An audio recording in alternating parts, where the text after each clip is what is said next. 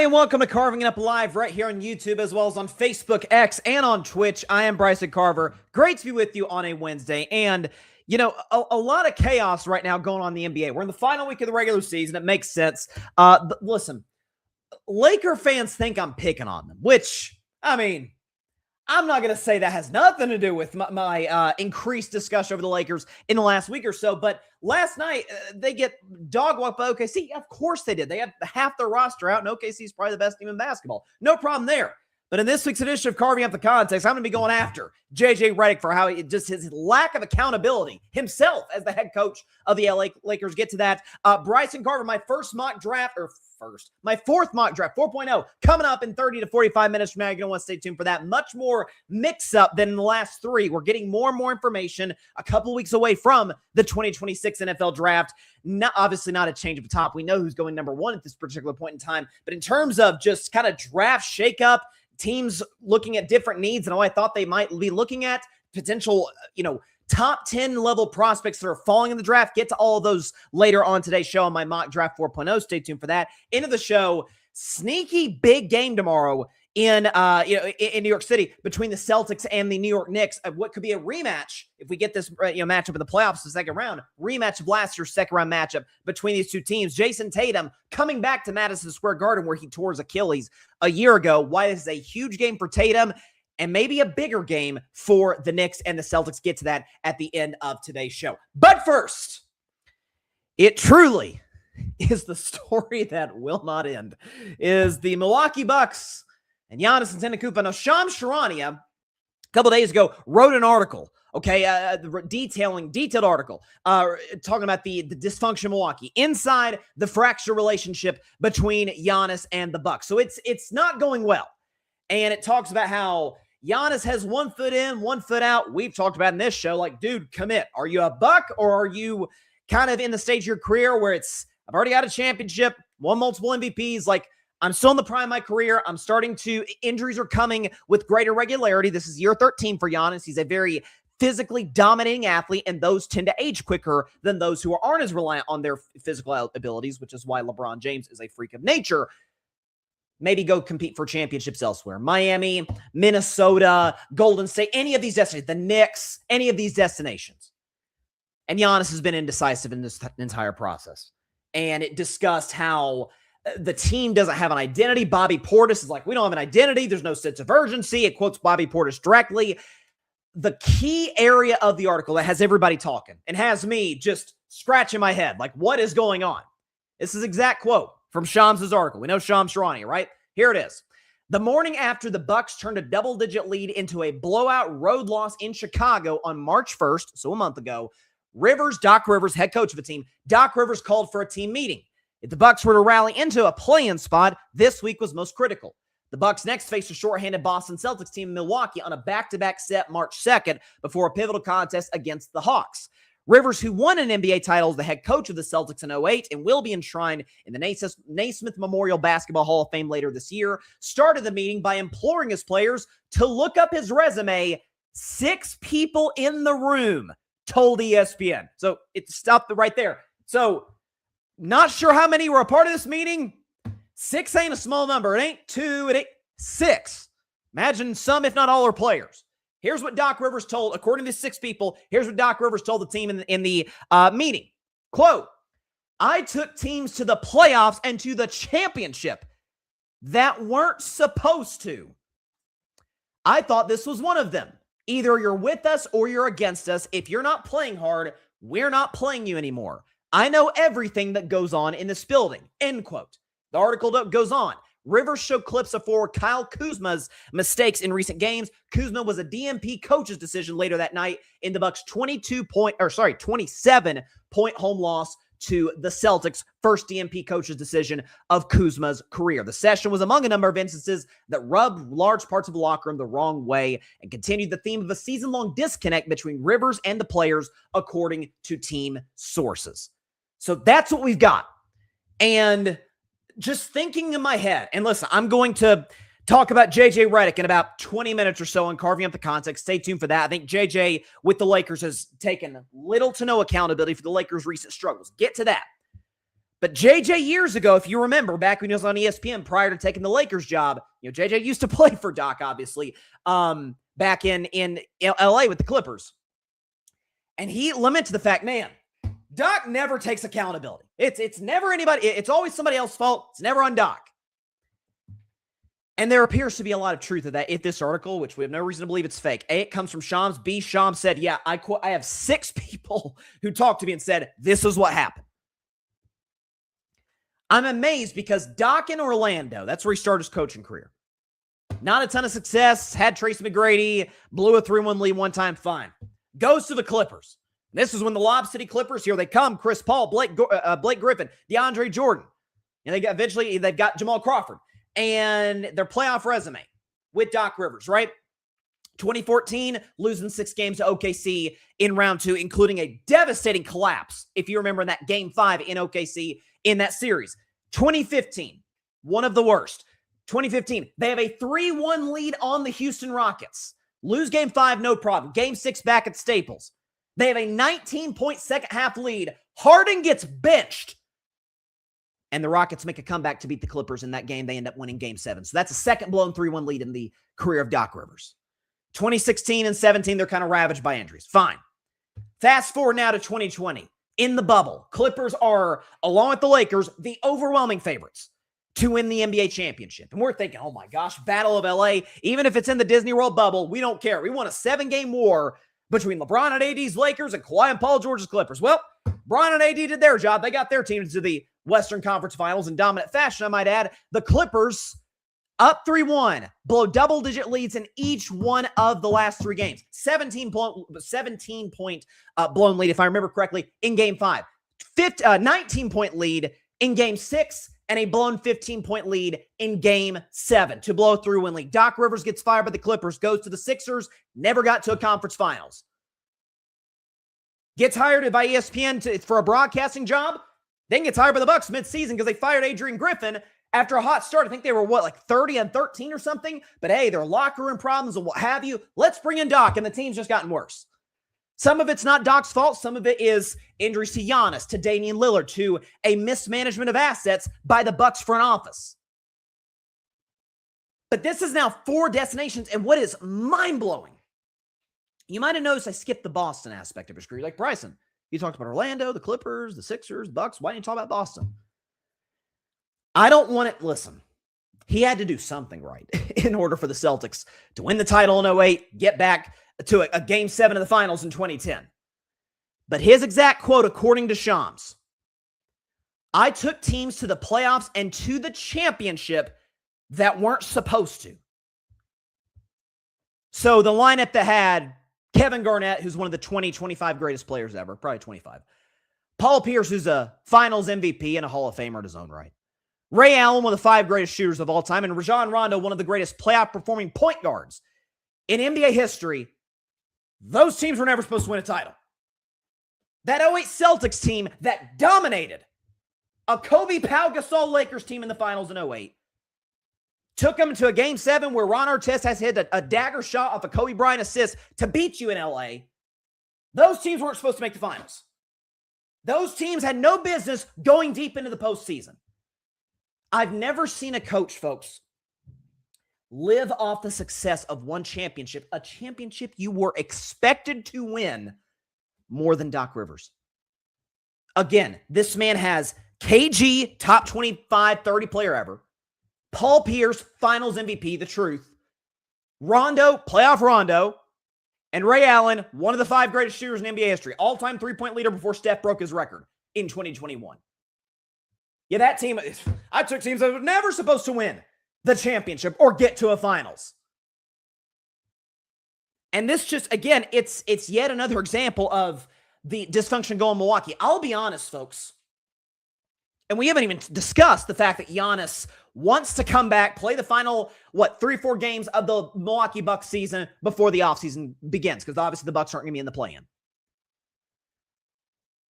I'm inclined to believe at this point, and maybe I'm wrong, there was that article that came out about a month ago that we discussed on the show where the owners in Milwaukee said, yeah, Giannis is either going to get traded or get extended.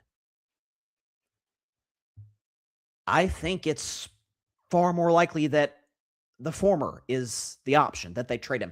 Listen, obviously, Giannis, in theory, makes the Milwaukee Bucks a better team. Again, hard emphasis on the in theory, because as this article details, if we can pull this up here, the Bucks have gone, without Giannis, they're 14-28. Well, yeah, of course. He's one of the 5 best players in the world. You're going to be much worse without him. With him, 17-19. Still a losing record. Still a bad basketball team. And the injuries are coming with greater regularity. Lower body, which is concerning, which if you're a team like my Golden State Warriors trying to win now, does that, I guess, maybe cheapen the potential, trade package that you would have to give up for Giannis? Obviously, it's multiple picks, but a team like Minnesota, like, Ant's here for the long haul.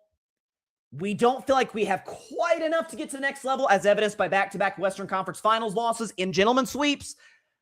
Let's hang on to the guys we have now and look for a better deal in the future for a superstar, or at least at bare minimum a star, to pair with Ant Edwards. To a team like Miami, maybe they want to go for it. Not saying Giannis is now all of a sudden not as, not the guy that everybody's going to be pursuing in the offseason. He is. He's still great. He's still 27-9 on 60% shooting and double-digit rebounds. He's still that guy. But based on the dysfunction in Milwaukee, based on Giannis's injuries coming with greater regularity, because the argument for the Bucks keeping Giannis past the trade deadline, because remember, they were having discussions with the Warriors, with Miami, Minnesota. And the argument for not trading Giannis at the deadline is, well, there'll be better packages in the offseason. Will there? I don't know that. Depending on how some of these teams, Warriors probably won't be in the playoffs. Timberwolves, we don't expect to go on a big run, especially if Ant Edwards is still down. In Miami, unlikely. It depends on how they go down in the playoffs. If they feel like, hey, we've got a Giannis Antetokounmpo-sized hole that he can fill that can be able to get us to the next level, maybe. Again, my guess is he still gets dealt this summer. But it's remarkable to see the players be open. Again, Bobby Portis is quoted directly in the article, like, yeah, there's no sense of urgency. We have no identity as a team. Doc Rivers out here, again, the season is going as south as it possibly can. The Bucks front office sold Giannis and Doc on, hey, we can contend for the East, which I said last offseason was delusional, but that was their pitch. And now Doc's blaming everybody else. And Giannis is undecided, I should say, about whether he wants to stay in Milwaukee or go to greener pastures. It's an absolute disaster with the Milwaukee Bucks. And so kudos to Shams, outstanding journalism. It's a mess. It's an absolute mess in Milwaukee. I do want to shift, though.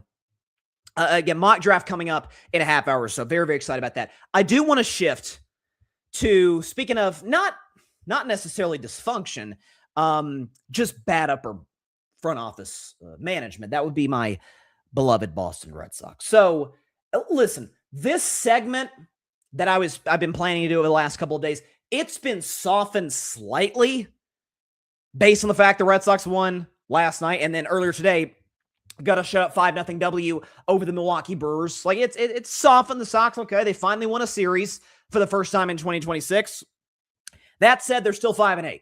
That said, if you look at how the Red Sox have performed offensively, again, the argument for my Red Sox being a good team this year, for being a team that, hey, maybe could be a player in the American League, it's got to be the pitching, because the lineup ain't great. Well, the lineup has been great. It scored 39 runs coming into today, I guess 44 after today. That ranks in the bottom 10 of Major League Baseball. They're tied for 23rd in home runs, 18th in batting average. So either below average or just straight bad in everything offensively. It's the pitching that's horrifyingly bad. Coming into today, now Sonny Gray had a great start, I think 6 1/3 inning, scoreless innings. Sonny Gray was excellent. I thought he was a solid pickup from the St. Louis Cardinals during the offseason. But you add Suarez, you already have Garrett Crochet, obviously, Brian Bayo as your number 2. The Boston Red Sox, this isn't just the starting rotation, this is everybody. Coming to today, 23rd in ERA, 23rd in WHIP. They've been a bad baseball team. Now, is this a cause for panic? No. They're 13 games into the season. There's 162. We're not even midway through April yet. There's a long ways to go. I said, even when I made my preseason predictions coming into the Major League Baseball season, the Red Sox got to add a big bat at the deadline. But why do they have to in the first place? Because if I remember correctly, it wasn't that long ago, came into last season, there were some questions about the starting rotation, but you'd added Garrett Crochet, a true ace, and he more than lived up to that. I still think he should have been the American League Cy Young winner a year ago. Again, it's fine. Let's see if he can do it this year. But you had a lineup. Yes, there was a debate about who played third base, but you had Rafi Devers and you had Alex Bregman. Well, you traded Rafael Devers for cookies. And Alex Bregman, who was expected to come back to Boston, who expressed interest in coming back to Boston, the Sox wouldn't give him the offer that the Chicago Cubs did, and now he's playing at Wrigley Field and not Fenway Park. Where you have a lineup that, while I love Roman Anthony, I'm a believer, like every other Red Sox fan, in the potential of this kid to be a superstar. You come into this season with your home run leader a year ago being Trevor Story, who, if again, memory serves correctly, 25 home runs a year ago for a team that was a playoff team. In other words, they rode the backs or the arms, so to speak, of their starting rotation and their bullpen led by Aroldis Chapman, who was an outstanding closer a year ago. It comes back to what do you value? Not to get overtly political or to be even specific on this, but we can think, regardless of what your ideology is, we can think of presidential administrations where they won't put a certain set of funds or focus their initiative on real issues that impact real people, and they put it in stuff that has absolutely nothing to do with the people, just more so their personal egos or agendas, whatever the case may be. Misallocation of resources. That's what the Boston Red Sox ownership has done. We understand their ownership of the soccer team overseas. We get that. We understand that they attempted to, and as to the relief of Celtics fans, attempted to buy the Boston Celtics. What's the ownership group called? Quite literally, the Fenway Sports Group. It's literally named after the most iconic ballpark in Major League Baseball, where the Red Sox play. Okay? This all began. Sox won the World Series 2018.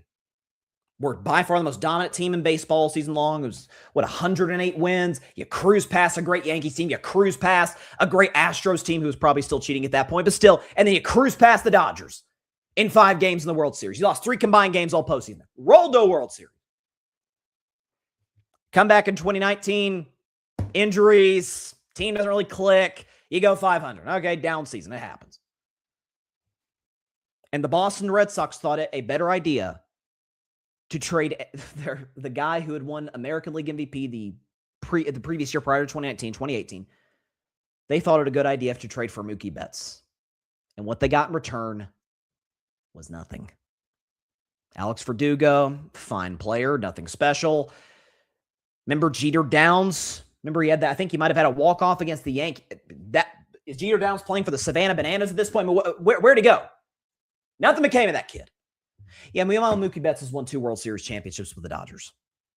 Meanwhile, Mookie Betts has been 3 World Series championships with the Dodgers and has been an integral part of baseball's newest dynasty. That dynasty which began when they added Mookie Betts. Trade for him, win the title in 2020, and then since they've gone back-to-back. The Red Sox have been valued for years as one of the most valuable sports franchises in the world. But among baseball teams, we're talking Dodgers, Yankees, Red Sox.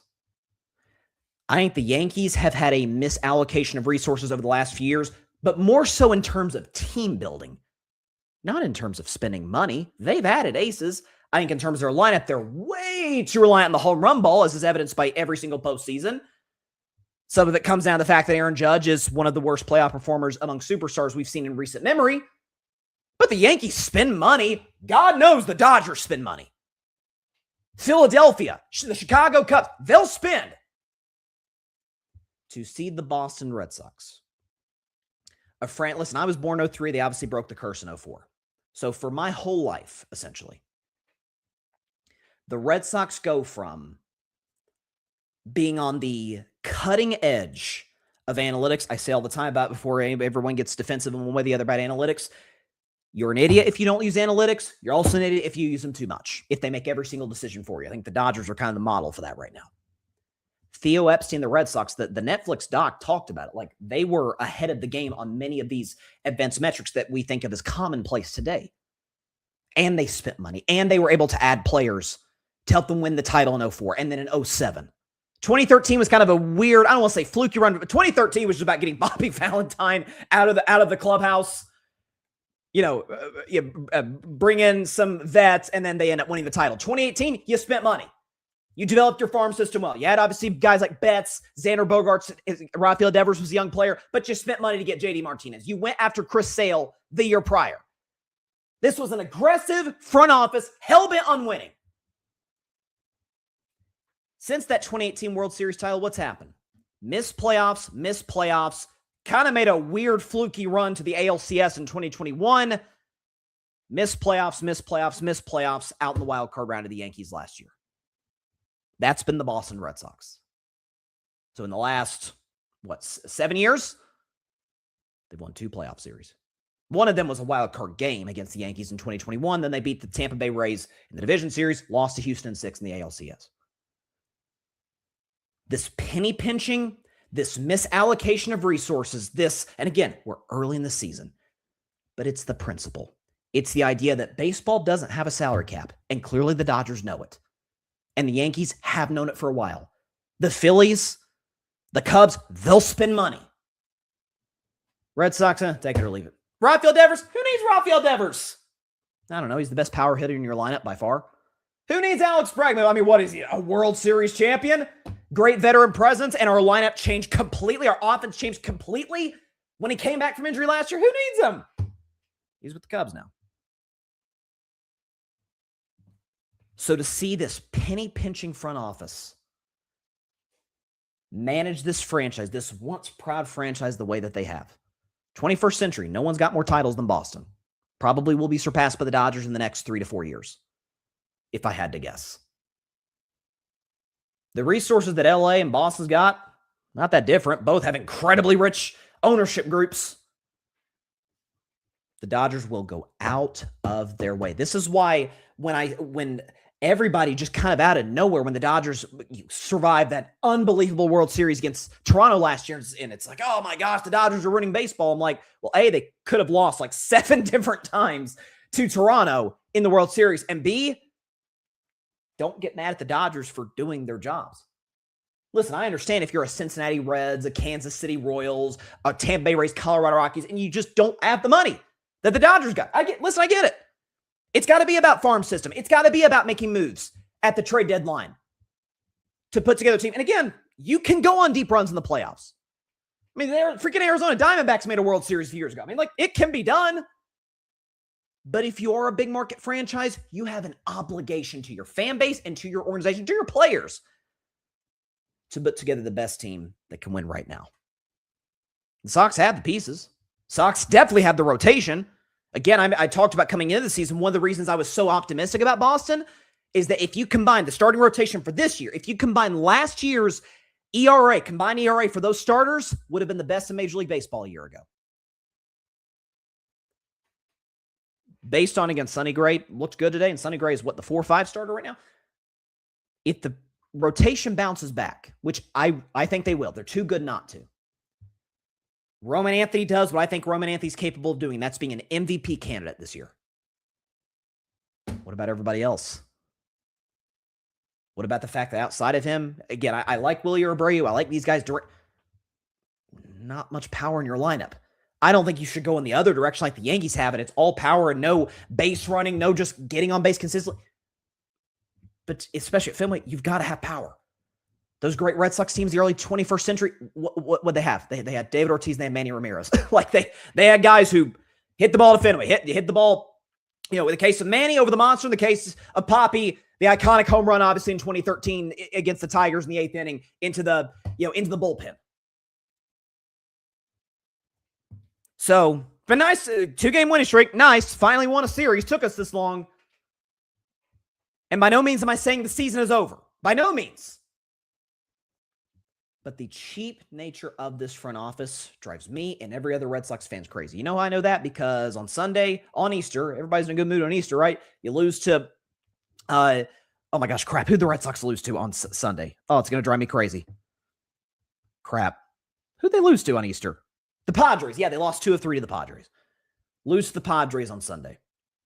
Sell the team. By the way, the first game of the series against Milwaukee, Monday, sell the team. So we'll see what happens. I sure hope that's the case. I get John Henry loves his soccer team, understandably so. Could you pour some resources into the Red Sox? You know, because your ownership group is called the Fenway Sports Group, and the Red Sox play at this iconic ballpark over a century old called Fenway Park, and it's kind of one of the crown jewels of baseball for a century. And we'll see how it plays out. But I'm not liking what I'm seeing. Let's put it that way. When we come back, I'm also not liking what I'm seeing from the Los Angeles Lakers. Not in the, well, actually, I guess as a Warriors fan, I am enjoying the fact that their season is coming apart at the seams. Them losing last night to the Thunder, not shocking because A, the Thunder are amazing, and B, the Lakers basically didn't have any of their players healthy. JJ Redick after the game, and this is a long streak for JJ of maybe lady doth protest too much. Like his old coach, Doc Rivers, not taking accountability like we talked about at the top of the show. JJ's exhibiting very, very, very similar behavior. We'll talk about that and carving up the context, as well as 10 minutes from now, Mock Draft 4.0. You're going to want to stay tuned for all of that on Carving Up Live. Do not go anywhere.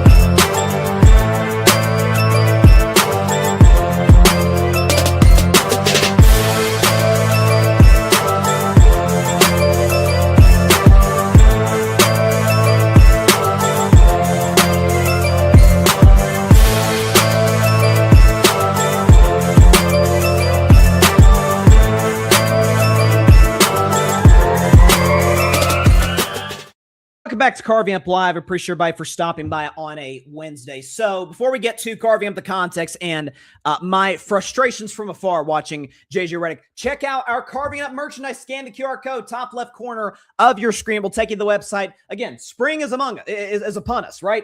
March Madness is over. NBA playoffs are coming up. NBA draft is coming, or NFL draft, I should say, is coming up in 2 weeks. Mock draft coming up in 10 minutes. So you check out our spring gear. So we got hats, we got t-shirts. If you want to get prepared ahead of time for summer vacation, if you're going to the beach, no problem. We got beach towels, the whole bit. We got beach hats, those floppy hats, keep the sun out of your face and to make sure you don't get sunburned. We got anything you can possibly imagine as it relates to carving up merchandise. Scan the QR code on the top left corner of your screen. If you want to check out our other content creators on the Grid Network, they got merch too. We got All Even Podcast, Metropolitan Report, Cowboys, Cam Fan, Mike and Josh. Great shows on this network. Check out their merch as well. And if you just want Grid merchandise, you can get that too. GRYD, hats, t-shirts, the whole bit. So we would appreciate if you check those out. Again, put the QR code up there one more time. That'll take you to the Carving It Up merch, but you can look around the website at our other content creators in the Grid, and they would appreciate if you bought stuff to represent their shows as well. So there you go.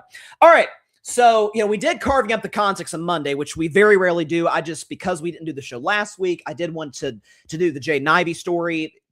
This full segment's on the YouTube channel now, so feel free to check it out at your leisure. But Wednesday's when we always do Carving Up the Context. So, without further ado, as the head coach of the Colorado Buffaloes, primetime Deion Sanders says, "Give me my theme music."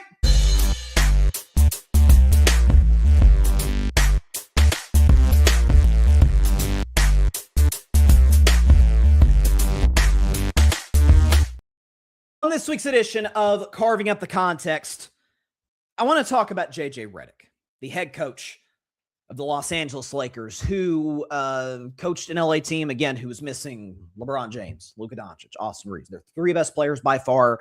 He was left with scraps. The Lakers were, I think, 18.5-point home dogs to the Oklahoma City Thunder, widely regarded as the best team in basketball, and understandably so. They got dog walked, 123-87. No shame in that. OKC is the best team in the league. OKC smoked the Lakers when they were healthy. And so no shock they did what they did last night. That's not the story. The story is how JJ Redick responded to all of this.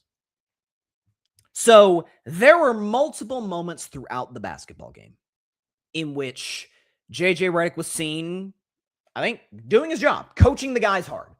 Jared Vanderbilt, Rui Hachimura, calling quick timeouts, pulling them over the side, and giving them an earful. That's fine. That's coaching. That's how the game works.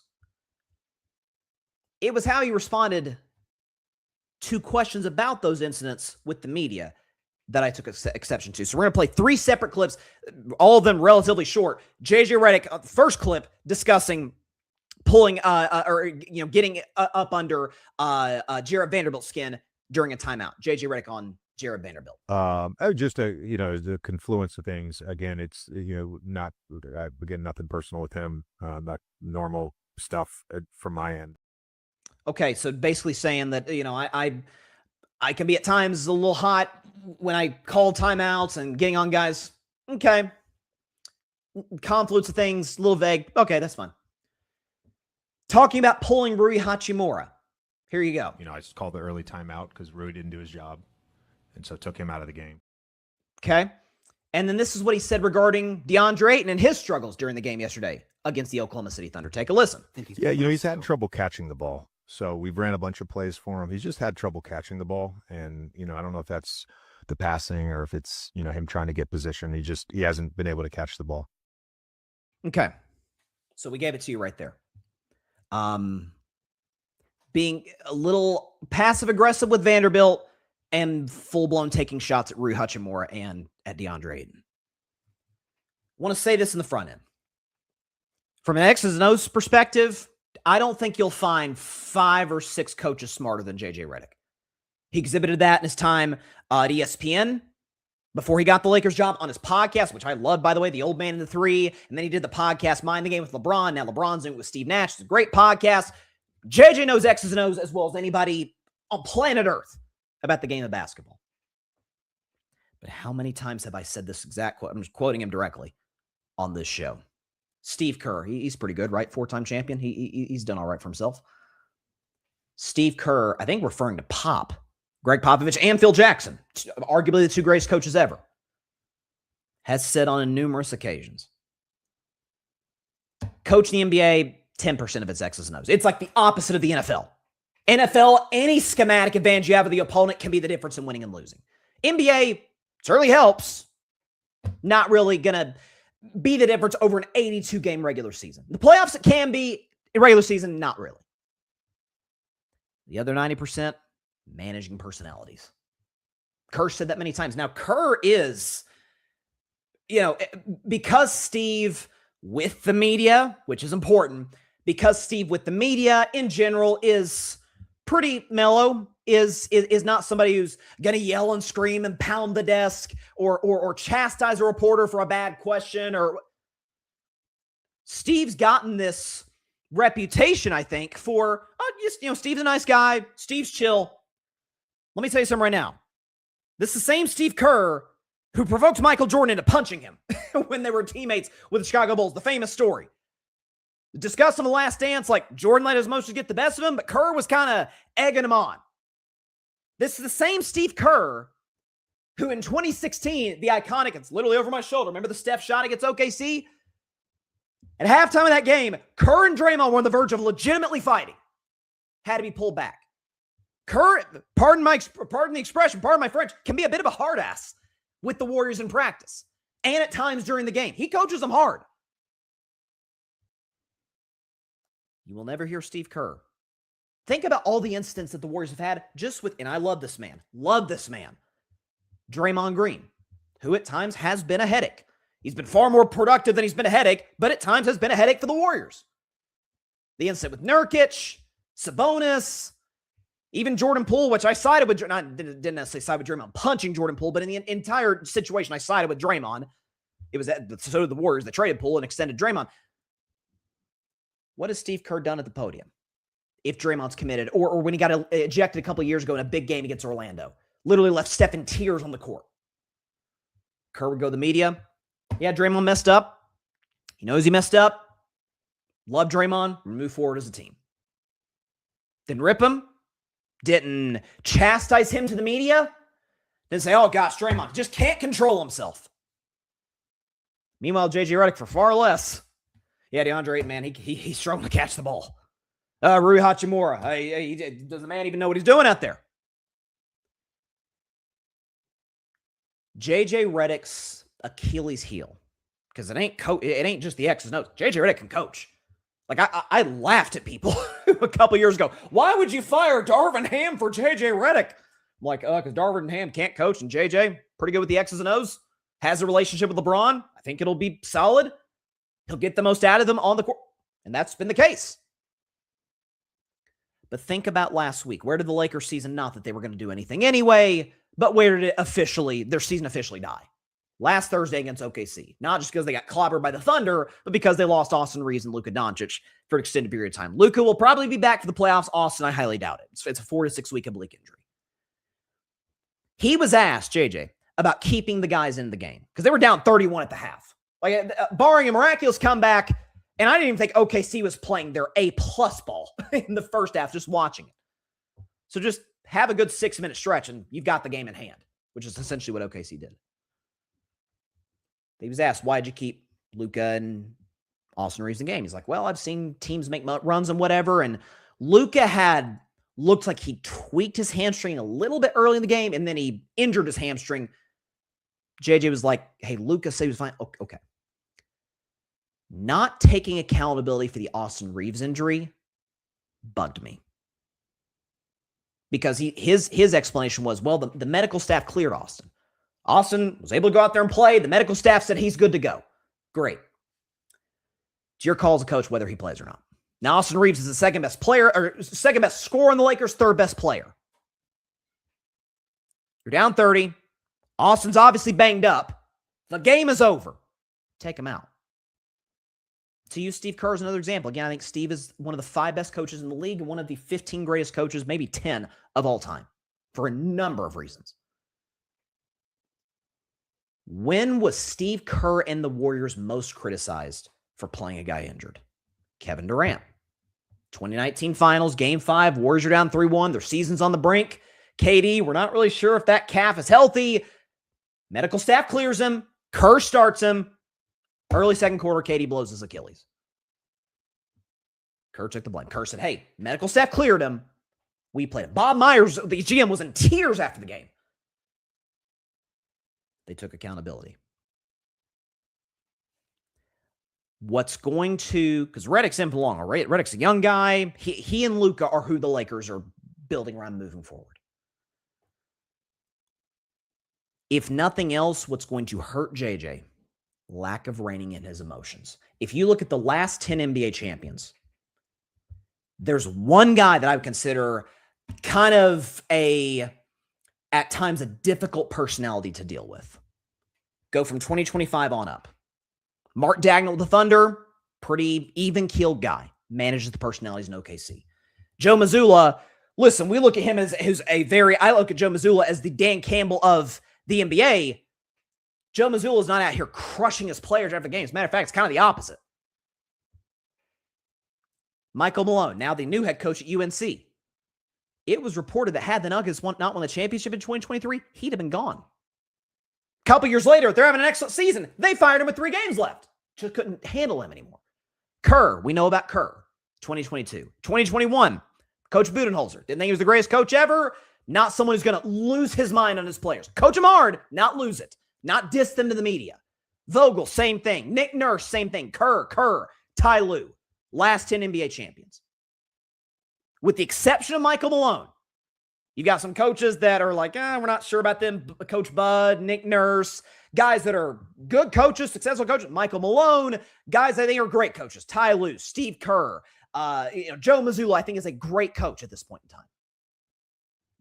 All of them understand how to manage personalities. How many times have we seen footage? I remember there was a game they played the Warriors a couple months ago where him and Luka Doncic and JJ Redick just jawing back and forth. and Jared Vanderbilt has to be the guy that kind of breaks it up, separates them. That should never happen. JJ Redick's more with his right. Matter of fact, he should coach his guys hard on the sideline. But to the media, hey, diffuse the situation. Kerr's great at that. Ty Lue's great at that. Missoula, should a situation like that ever to occur. JJ Redick, kind of a hothead. Not someone who reins his emotions very well. Lets the emotion from the game bleed in the postgame, and has a tendency, he's young, he can get better, but a year ago in the playoffs has a tendency to make very emotional decisions, such as down 2-1 to the Timberwolves last year in Game 4 in Minnesota. He says, I know Luka's been dealing with an illness, and I know LeBron James is 40 years old. Let's play them and the starting lineup the entire second half against a young, long, athletic Timberwolves team. No breaks, no rest, hell at the bench. We're going with our 5 best players for the whole second half. One's 40, one's sick. And they lost, and you could tell they were physically and mentally demoralized in Game 5, which they lost at home. No coach in NBA history had ever done that prior to JJ Redick, and it blew up in his face. An emotional decision. Now, guess what? That was his rookie year. He's in year 2. He's a young guy, smart guy. He's going to get better. But in this week's edition of Carving Up the Context, JJ will not get to the next level as a coach. He will not get to a championship level as a head coach if he does not figure out a way to rein in his emotions and also not let them affect his coaching decisions and impact his dealings with the media. And for somebody that got on Doc Rivers, justifiably so, back when he was on ESPN on First Take a couple of years ago, talking about how Doc doesn't take accountability. We just did a segment to start the show. Doc doesn't take accountability. You could take a page out of that book. Because in sports, when you're the coach, when you're the best player, even if it isn't your fault, if it doesn't go well, you bear some responsibility in the public's eye to a certain degree. You do. Playing Austin Reeves down 30 when Austin, his back isn't feeling the best. The medical staff clears him. Yeah, we're down 30. we're down 30. We're not coming back in this game. It's just a mismanagement of personalities, and that separates the really good coaches, which Redick is, from the great and potentially all-time coaches, the championship coaches. And so that's what I think is plaguing the Lakers right now. Obviously, injuries, they're cooked, but by and large, that's where they're at. Okay, let's shift now to mock draft 4.0. So again, we didn't do a mock draft last week, so a lot's changed. Same teams in the same positions. We're not going to have any draft day trades for this mock draft. With that being said, reading reports, pro days, medical reports, team needs, things of that sort, how teams have kind of managed their off seasons over the last 2-3 weeks. This is going to be the most shakeup that we've had in a mock draft to this point. So let's get right into it with the first 4 picks of the 2026 draft. This is how things are going to look. So again, Fernando Mendoza, number 1 of the Raiders. We don't have to talk about that. This is where I think we see our first big switcheroo. Switch picks 2 and 3. David Bailey, edge out of Texas Tech, goes to the Jets. Arvell Reese, best linebacker, and by some people believe he's the best player in the draft. He goes to the Arizona Cardinals. My rationale is this. Listen, the Jets just need good players. That's putting it mildly. And I have in many cases stated, hey, Demario Davis, good veteran leader who the Jets brought back. He could be a great mentor for a guy like Arvell Reese. Sure. At the same time, it is hard to find a truly elite pass rusher in the game. David Bailey's got the capability to do that. Shout out to my man Colin Cowherd, one of the best in the business, Hall of Fame broadcaster. Cowherd, to me, has said it best for years. The marks of being a successful NFL franchise: get your quarterback, make your quarterback comfortable. In other words, get him a good offensive line or in a running game, make the other team's quarterback uncomfortable. In other words, get after their quarterback. David Bailey's capable of doing that. If the Jets want to build anything, they've obviously got 3 high-value picks in 2027. Could get their quarterback then. Get your elite pass rusher. David Bailey is the guy who's capable of doing that. Not that Arvell Reese isn't going to be elite. I think he is.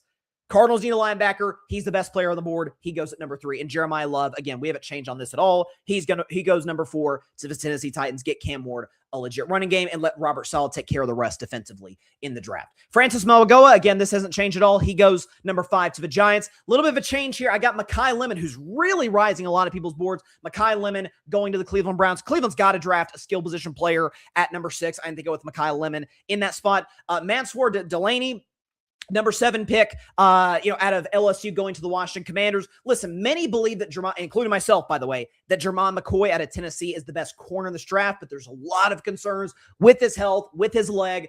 Delaney, it appears to be the safer pick in this spot. Washington, Dan Quinn likely isn't on the hot seat, but it's in a spot where, listen, you don't have to get back to the NFC Championship game like you did a couple of years ago, but make sure Jaden Daniels is healthy, but also give him a defense to back him up. Delaney can be able to fill that hole. Cornell Tate, at that point, then best receiver on the board. He goes to the New Orleans Saints to help out Tyler Shuck, and they're going to see if he is their franchise quarterback this coming season. Next 4 picks. Ruben Bain, in my opinion, the best pass rusher on the board at this point, goes number 9 to the Kansas City Chiefs. They've really never had a great pass rusher in the Mahomes era. Obviously, Chris Jones can get to the quarterback at the interior nose tackle spot, but he is getting older. They've never had a great pass rusher off the edge. Ruben Bain could be able to fill that need. Spencer Fano, offensive tackle to Utah. The Bengals could go defense. I strongly debated having Sonny Styles, who I think is going to go 11 to the Dolphins. I strongly debated, should I have Sonny Styles going to the Bengals? They need defensive help.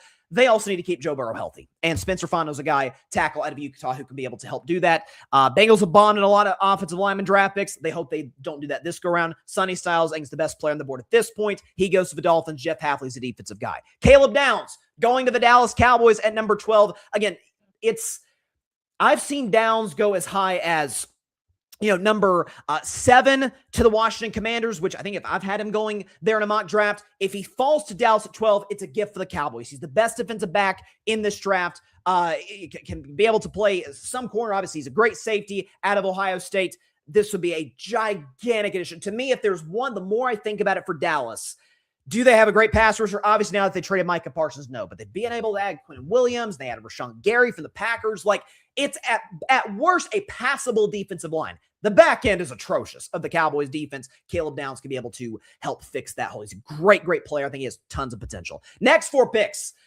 This is terrifying when I thought about this being a possibility. Kenyon Sadiq is a guy who kind of has fluctuated in a lot of mock drafts. By far the best tight end in this draft. A lot of people think he was kind of misused at Oregon.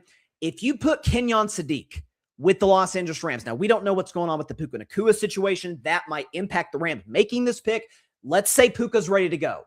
Puka Nacua, Devontae Adams, Kenyon Sadiq. The Rams also have some other good tight ends.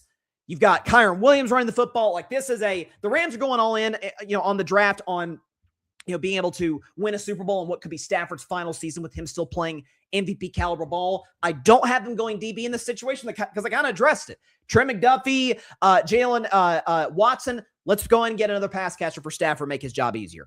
Iowan, the guard out of Penn State, goes to the Ravens. They need to secure the interior of that offensive line, especially as Derrick Henry gets older. Let's protect Lamar Jackson, help him out in the running game. This pick will be able to do that. Akeem Mesidor, the other great edge out of Miami, going to the Tampa Bay Bucks. The Bucks need to go strong defense in this draft. Todd Bowles, I've always said, the mark of a competent coach, not even a good one, a competent one. What's your side of the ball? What's your sensibility? Where do you lean, offense or defense? How good is that side of the football? Well, the Bucs defense hasn't been very good the last few years. They need some help. They need some pass rush help. Akeem Mesidor can be able to help that. And in the last mock draft, I had Ty Simpson going at number 16 the Jets, which made a lot of Jets fans angry.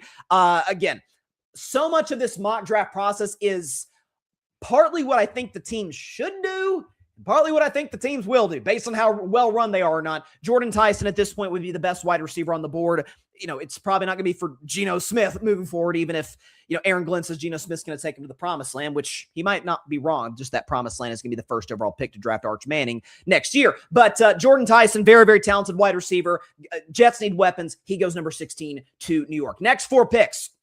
Keldrick Falk, edge out of Auburn, going to the Detroit Lions at 17. I strongly consider, because there's still some great tackles on the board. I've had Monroe Freeling going to the Lions in the last 2 mock drafts. I decided to go Keldrick Falk for this reason. is that as important as it is to protect Jared Goff, who's kind of an immobile pocket passer, the last of a dying breed, so to speak, Aiden Hutchinson has dealt with injuries. The Lions defense hasn't been very good the last few years. Let's get some pass rushing help, take some pressure off of Aiden Hutchinson. Keldrick Faulk's the best pass rusher on the board at this particular point in time. Denzel Boston, wide receiver out of Washington, going to the Vikings at 18. The more I think about it, we know, listen, Kyler Murray's going to beat JJ McCarthy for the starting quarterback job. Let's just get that out of the way. Justin Jefferson's a special potential future Hall of Famer. Jordan Addison has disappointed. Last season, he only had 600 yards receiving. Now, some of that you can attribute to JJ McCarthy, but there's also been some off-field stuff with Addison. Let's bring in Denzel Boston, who's kind of a big, jump ball type of receiver guy for Kyler Murray. We saw the success he had in Arizona with someone like DeAndre Hopkins, who can, prime DeAndre Hopkins, I should say, making plays on jump balls. This would be a good fit for the Minnesota Vikings, who are already really well coached on the defensive side of the ball. Dylan Thieneman, the safety out of Oregon, going to the Carolina Panthers. They need help on the back end. CJ Allen, his draft stock kind of fluctuates depending on who you ask. CJ Allen, the linebacker out of Georgia, kind of a do-it-all player. He's fast, good ball skills, goes to the Dallas Cowboys at number 20. Again, I think Dallas is more than fine on their defensive line coming into the season. The problem is the back end's atrocious. Caleb Downs would help fix that, and adding a guy like CJ Allen to really solidify that linebacker core, especially with the retirement of Logan Wilson. He goes number 20 to Dallas. I think taking Caleb Downs, CJ Allen, pretty darn good first round of the draft for Dallas. Next 4 picks. Again, I'll be honest, some of this is wishful thinking. Monroe Freeling, in my opinion, the best tackle left on the board at this point, going to my Pittsburgh Steelers at 21. I've seen some mock drafts having Caden McDonald, who you see as the next pick to the Chargers there, who need help on the interior of their O-line and their D-line. I've seen some mock drafts saying Caden McDonald to the Steelers. Okay, you've got obviously Cam Hayward getting up there in age. The Steelers literally a year ago drafting Derek Harmon, that was kind of the point in drafting Derek Harmon, was to be the heir apparent to Cam Hayward. It doesn't make sense for them to do that a second straight year. Monroe Freeling, offensive tackle. The Steelers need desperately need help all over their O-line, but especially on the outside. Monroe Freeling, big 6'7" guy, could be able to help that. Caden McDonald, defensive tackle out of Ohio State. Again, the only downside, I guess, for the Chargers is that obviously John Harbaugh's a Michigan guy. Caden McDonald, Ohio State. Other than that, I think he's a perfect fit. He works for LA schematically. TJ Parker, edge out of Clemson, going to the Philadelphia Eagles. They need help on the edges. Interior with Jalen Carter. They're more than fine. Jordan Davis, they're more than fine. And the shock here. Again, this is not necessarily what I think the team should do, but what they will do. And when looking at the Cleveland Browns and thinking about them over the last couple of weeks, okay, Shedeur Sanders, atrocious against the blitz. Dylan Gabriel, small, atrocious against the blitz, bad decision maker. And Deshaun Watson's coming off of an Achilles surgery. Wouldn't it be the ultimate Cleveland Browns move to say, oh boy, we don't know if Shedeur's the guy, we know that Dylan Gabriel's not the guy, and we hate the money we're paying Deshaun Watson, let's just go with Ty Simpson. Let's hope he can be our franchise quarterback, which we've been trying to find for 25 years. Ty Simpson goes to the Cleveland Browns at number 24. Again, I think this would be, with respect to Ty Simpson, he's the classic example of he needs to land in a good offensive system.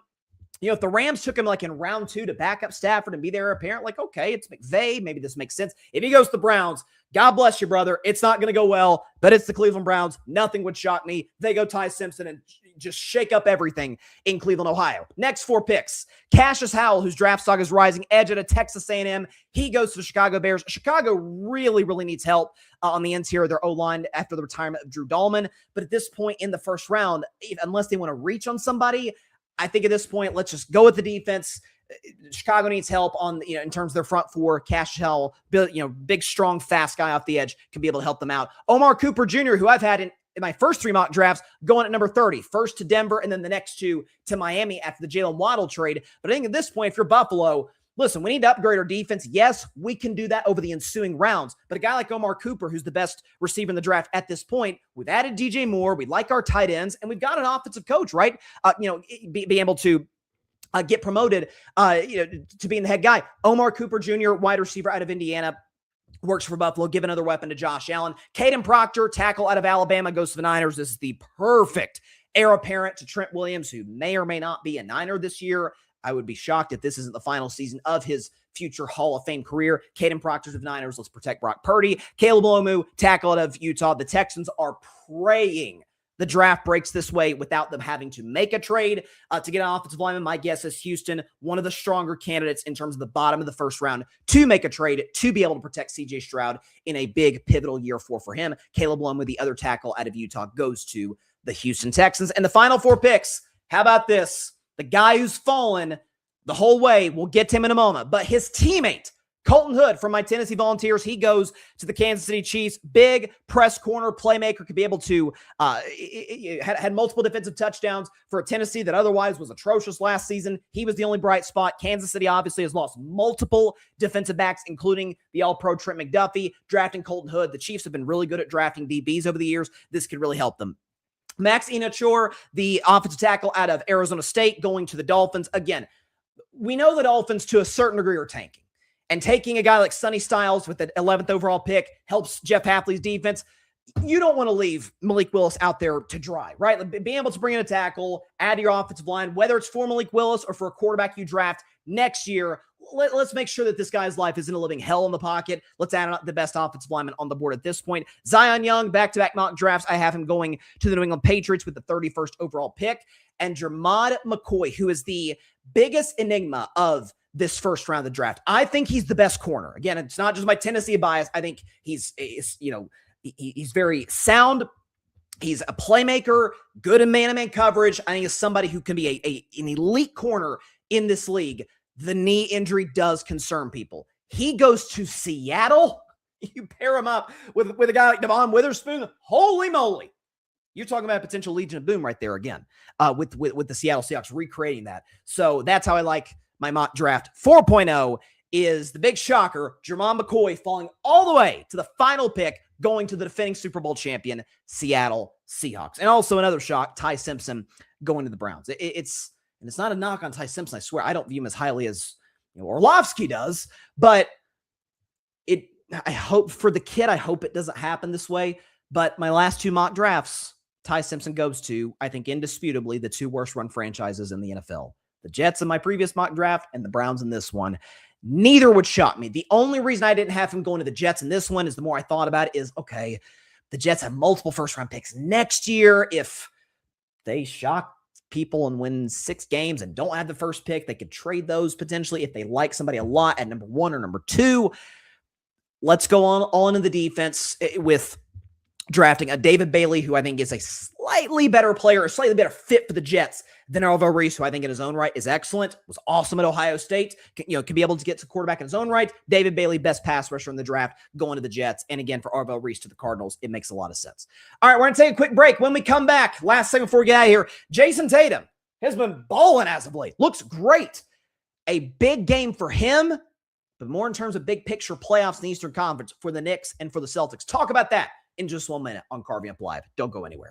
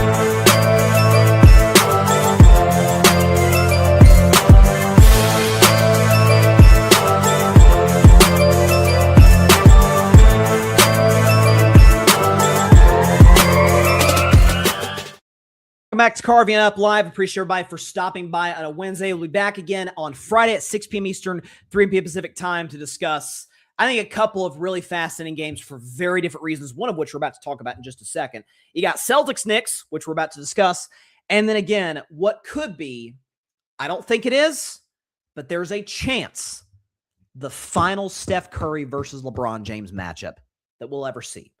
The only chance that would be the final time we'd ever see it is if LeBron goes to the Warriors or if LeBron retires. I could be wrong. The more time goes on, the less I think I think the chances are of LeBron James retiring. The Warriors are an option. Play with Steph. He's tight with Draymond. The Draymond role, I don't know, works. Draymond, I think, would have to come off the bench in that situation. We'll see. Long way before we get to those discussions. He could go to the Knicks. I know Nick Wright said today, Denver. I'm like, well, that kind of makes sense because Denver probably loses Peyton Watson, maybe a sign and trade situation. So, and also too, there's the element, or there's the possibility. So obviously I talked about Steph coming back on Monday. The video's on the YouTube channel now. Feel free to check it out. Steph was great against Houston, played pretty well last night off the bench against the Sacramento Kings in a game which Sacramento was trying to lose. These guys are up one, intentionally fouling Seth Curry to get in the bonus, to get him to the free throw line, trying to lose the game. So now the NBA is investigating. Draymond Green was ripping the Kings afterwards and kind of not ripping, but saying the play-in probably doesn't combat tanking the way it should. Maybe further discussion we could talk about that on Friday potentially. I've suggested for weeks shortening the season. That by definition would shrink tanking, just having less games, more sense of urgency. But bigger discussion for a different day. But Steph was seen on the sideline last night against Sacramento, kind of like, not like grabbing it in pain, but kind of like rubbing his knee a little bit. Like, okay, is he just sort of massaging it? Is it whatever? We see guys working on, their knees on the bench, they're icing it, or they're using the little, the little gun that kind of like loosens up the muscles. The Warriors are debating. I'll be quick on this and then get to the Celtics.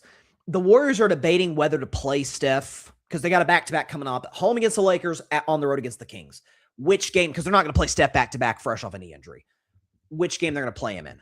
To me, if Steph's knee's healthy, I don't think it makes any sense at all for him not to play the Lakers game, but to play the Kings game, in which it's a short bus ride, but you have to travel to Sacramento. I don't really get that from Golden State's perspective. And it's the final home game of the regular season. Could be the final home game of the year. Actually, it would be if unless the Warriors make the playoffs. And it's Steph LeBron. Long as Steph's knee ready to go, let's see Steph LeBron in 2026. Could be the final time we ever see them play each other. If LeBron joins the Warriors, it will be the final time we ever see them play each other because LeBron, we assume, is going to retire after next season. So it's not getting billed as that. I hope it does because Magic Bird's the greatest rivalry ever. Will and Bill Russell doesn't get as much love just because kind of before the NBA's TV era.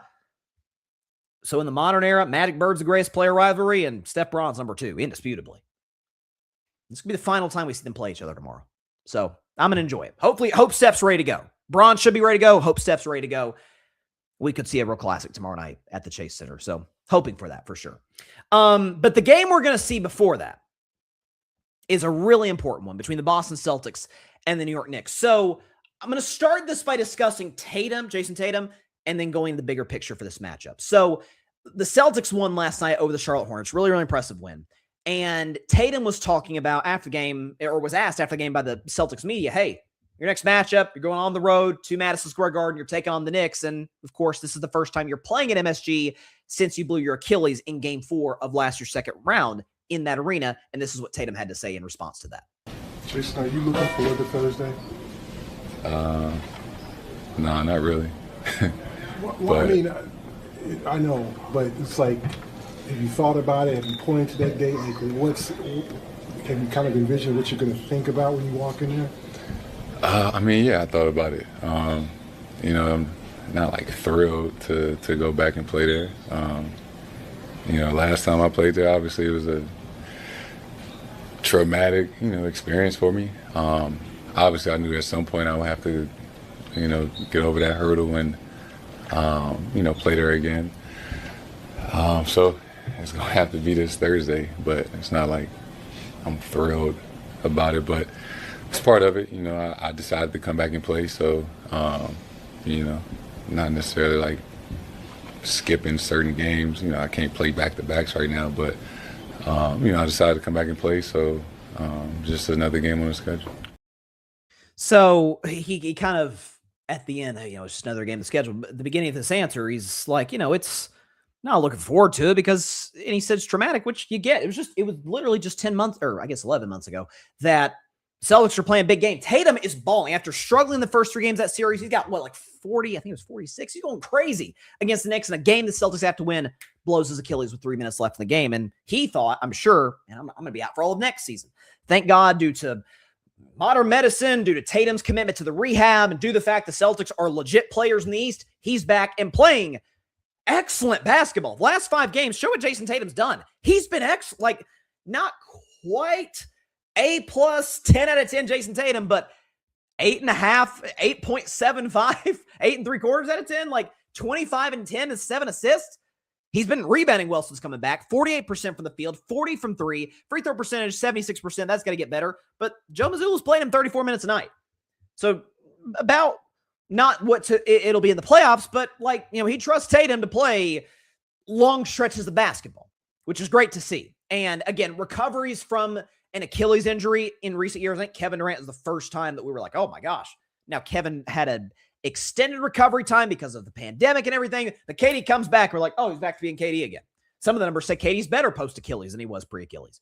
And so for Tatum to be playing this way, it's great to see. You're pulling for the guys. Great dude, top 10 player in the league when healthy.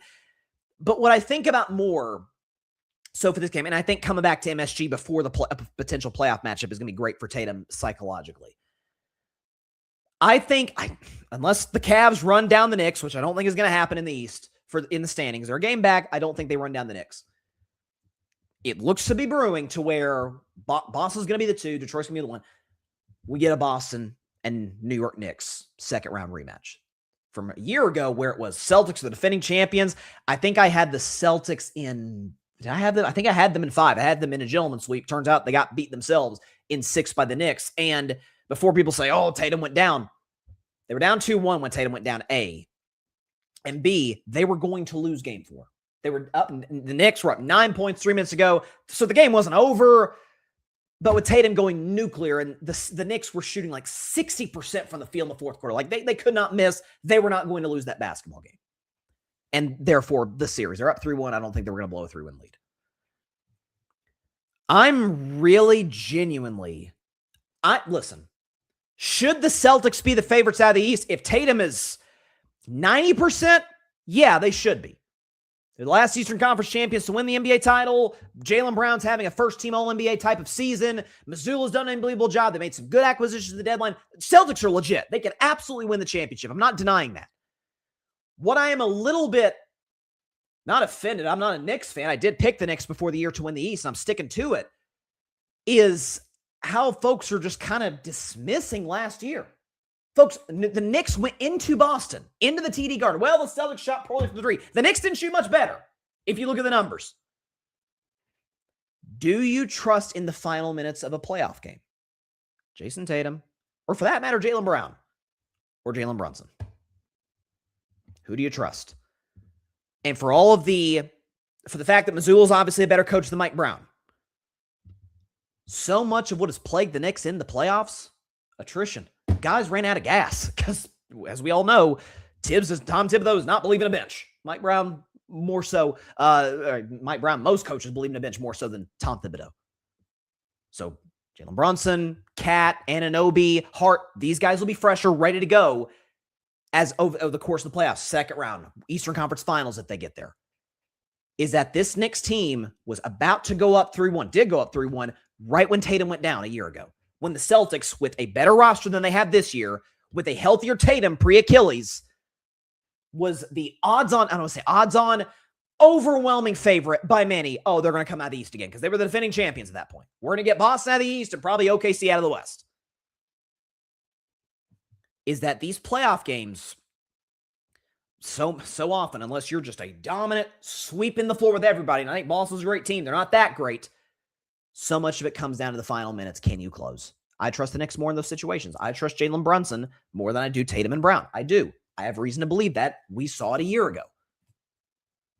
And by the way, we saw it a year ago when Boston swept the Knicks in the regular season, when they were crushing the Knicks in the regular season. So I'm excited for the game tomorrow night. My guess is the Knicks win. I think Tatum plays well. Again, I think it'll be good for him psychologically to be like, hey, get back in the building where I blew my Achilles, not have to worry about that being a playoff game 3 of the second round or whatever. But I do think the Knicks win tomorrow night. Again, Amazon's got a good one. You got Knicks, Celtics, and you got the potential final matchup we'll ever see between Steph Curry and LeBron James. The only way it's the final time is if LeBron retires or joins the Warriors, both of which are real possibilities. So there you go. All right. That's all the time we have for today's show. Appreciate everybody stopping by. As always, be sure to catch Car Vamp live on Friday at 6 p.m. Eastern, 3 p.m. Pacific time, right here on YouTube, as well as on Facebook, Twitch, and on X. Hope everybody has a great week. Please continue to stay safe out there. God bless y'all. Peace out. And Steelers, do not sign Aaron. I'm telling you. Thanks so much for watching the show on YouTube, and be sure to go click that big red subscribe button and check out the other clips and full shows from Carving It Up Live, as well as our other incredible content creators here on the Grid Network.